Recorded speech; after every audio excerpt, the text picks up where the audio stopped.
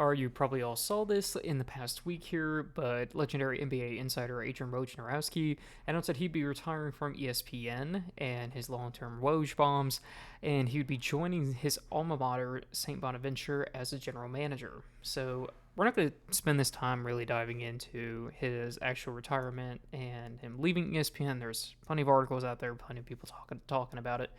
But what we're going to talk about today is really what is a general manager in terms of men's college basketball.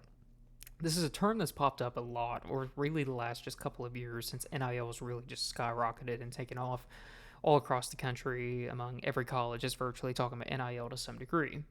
So really, this shouldn't come as too big of a shock it was a shock in terms of the level of stature of someone like Woj leaving ESPN and going, but in terms of well-known people or at least well-connected people going back to their alma maters as trying to fill in this role as what is general manager. Because if we're looking at what his level of responsibilities are, they are listing it as he's going to be managing NIL opportunities, transfer portal management, recruiting, maintaining, developing relationships with alumni, general fundraising, and then also developing professional player programs. So if you think about it, the world of college basketball has already kind of evolved into that of a mirror of a professional league. Every professional team, basketball, baseball, football, they all have front offices. So in that sense, the general manager is the one that helps negotiate contracts. Obviously the general manager has a whole department staff. They have analytics. You name it, they got it, and they don't necessarily have to fundraise. But instead of fundraising, they're going to their owners and begging for money to increase their payroll. So it really does kind of come back to it's a very similar role, just in a very different environment with a significant less money compared to professional sports, but still a solid amount of money for collegiate sports. So this isn't the first time, and kind of hinting back at what I was mentioning here a little bit ago about people going back to their alma maters to do this. Syracuse did the same thing a couple months ago. They hired a guy named Alex Klein. He is also, his title is listed as the general manager, but he spent the last 4 years as a scout with the New York Knicks. But as an alumni, he eventually is now coming back, and his responsibilities, similarly to what Woj is going to be doing at St. Bonaventure, is he's going to be doing scouting, recruiting, former student athlete engagement, NIL opportunities, transfer portal management, and fundraising. Pretty much spot on, identical. So, like I was mentioning, I really think that you're going to be seeing this title more and more and more. I do think that it's going to be very different at every single school. Schools with bigger budgets, let's look at Syracuse, for example, can probably afford to pay somebody a couple $100,000 a year to take over the role of general manager to really help out the team. That means the head coach doesn't have to be responsible for all these things. Assistant coaches don't have to be responsible for, completely scouting or doing data and analytics. Oftentimes you'll have GAs on the team that can help out with stuff like that, but really having a general manager kind of absorb and take on these responsibilities opens up more free time for the coaching staff to really focus on developing their players, coaching their players, developing those relationships, because when it comes down to what we're all seeing with the transfer portal is you're pretty much virtually having to replace your team every single year, or you're re-recruiting your team every single year.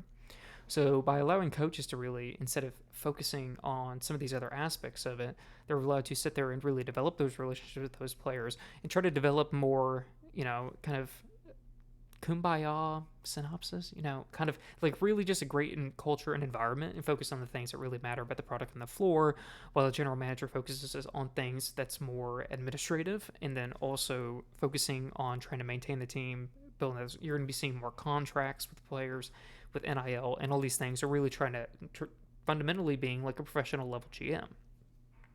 So while doing some research, though, I noticed a job opening for a general manager position at UConn. And what I was mentioning about how these roles can be very different at every school. Obviously, UConn, one of the back-to-back NCAA titles, massive program. So, but this role is very different. Their position is highlighting that the responsibilities includes helping with practice, data collection, coordinated recruiting events, monitoring the budget, and various other, what I would call very just administrative tasks. So that is very different from what Syracuse or St. Bonaventure was doing in terms of they were hiring for more what I would call traditional front office professional general manager. Meanwhile, UConn is looking for what I would call more of a GA grad assistant. with the title of a GM, so probably former player who or somebody like that who's trying to break into coaching. So I think you're going to see a little bit of different environments depending on what the school really truly needs. I think that some of the smaller schools you're going to see go towards more what UConn is describing as a general manager in terms of people who they can't afford to pay a GM a couple $100,000 a year.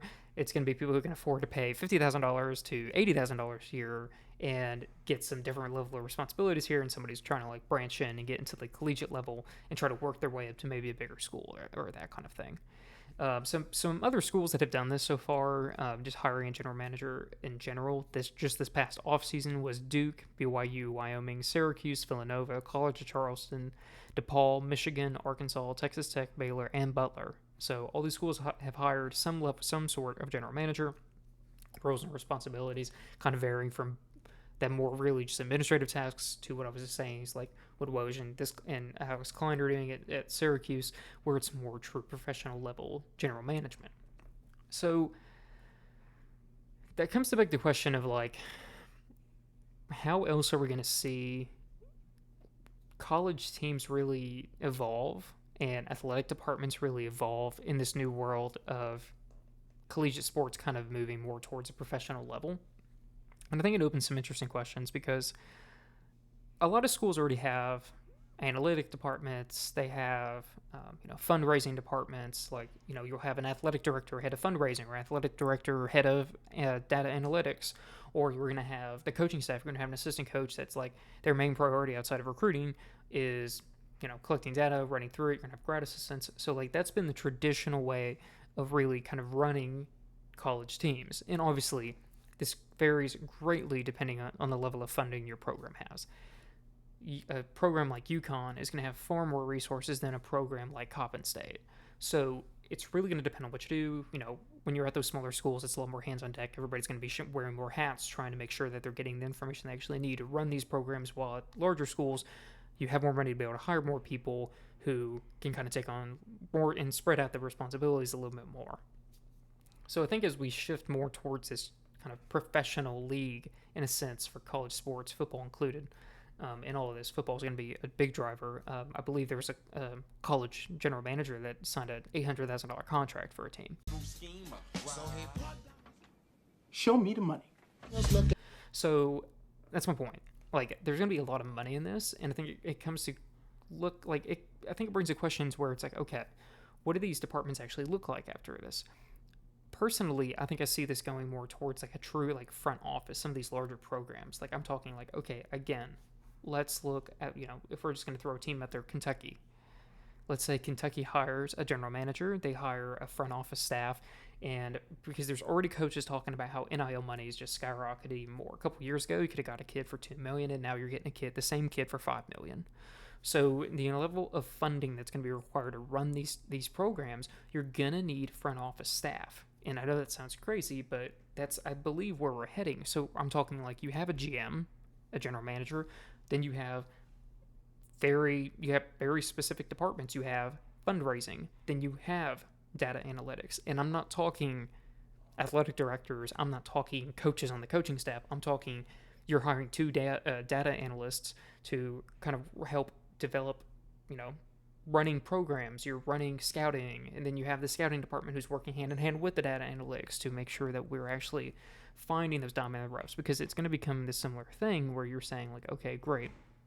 So with professional teams, you're always trying to find those dominant reps, right? You're trying to find the undrafted free agents who are going to be going in and, kind of helping your team an immediate impact. It's going to be the same thing in college basketball. You're going to be trying to have guys go in there and say like, hey, found this kid in low majors, or I found this D2 kid or D3 kid or NAIA kid or JUCO kid who can come up and be an immediate impact on this team. Nobody else is catching them. So there's a lot of like metrics that you can look at this, and I think that's why you're going to see true front offices kind of emerge out of this, assistant GMs. Like, and again, I want to reiterate, this is not going to be every program, because every program can't afford to have a multi-million-dollar front office for their teams. But some of these big football schools, let's take Alabama as an example, they can absolutely have a football front office. They pretty much already do in a sense. It's just not branded as that. But like you're gonna be able to have these teams that are just mega, have hundreds of millions of dollars in endowment, billions of dollars in endowment, hundreds of millions of dollars a year in sports athletic funding. So with wide open alumni bases, I think you're going to see this evolve a little bit more towards that professional level in terms of like front offices trying to find kids, negotiate with kids, negotiate with agents, NIL agents. That's a thing that's been popping up everywhere. So like it's really just taking another step forward towards professional league. So really kind of curious your thoughts about this. This is a brand new term that's kind of emerged from college basketball. Obviously, this Woj bomb really kind of elevated this a little bit more. People have been talking about the general manager position. And obviously, schools have been hiring for it. Like I was mentioning, Syracuse and all those other teams that have signed people just this past offseason for this position. So I'm curious, where do you think this is going to be headed? Do you agree with me? Do you think it's going to be kind of headed more towards front office for some of these mega funded programs? Do you think it's going to be kind of just the same for some of these smaller programs, kind of focusing more on hiring a GM to try to take some of the responsibilities off the coaching staff? Really curious your thoughts. I think this is like a wide open field. There's a lot of directions schools can go. And I think over the next 2 years, we're going to see this just evolve more and more. Really, over the next 5 years, I think it's going to evolve more and more.